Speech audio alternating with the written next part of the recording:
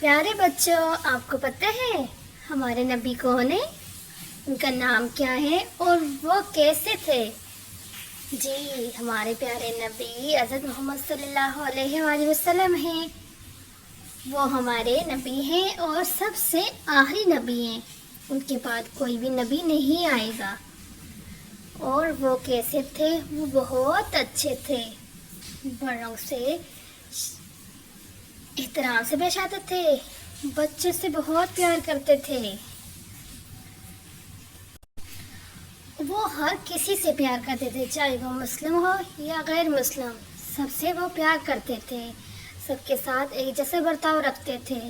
وہ جھوٹ بالکل نہیں بولتے تھے اور جھوٹ بولنے والے بھی انہیں بالکل پسند نہیں ہیں، کیونکہ ایک جھوٹ بولنے کی وجہ سے ہم بہت سارے گناہوں میں پھنس جاتے ہیں، جہاں سے نکلنے کے لیے ہمیں بار بار جھوٹ بولنا پڑتا ہے۔ اس لیے انہیں جھوٹ بالکل ہی پسند نہیں تھا۔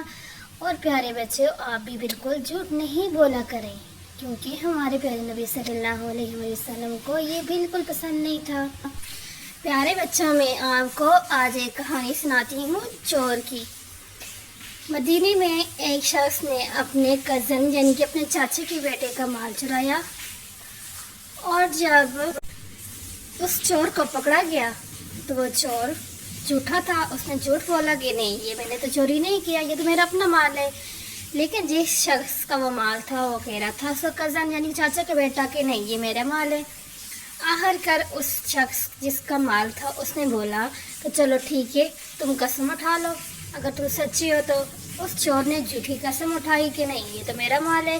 مدینے کے سامنے محرم کھڑے ہو کے اس نے جب قسم اٹھائی تو کچھ دیر گزری تھی کہ وہ پاگل ہو گیا۔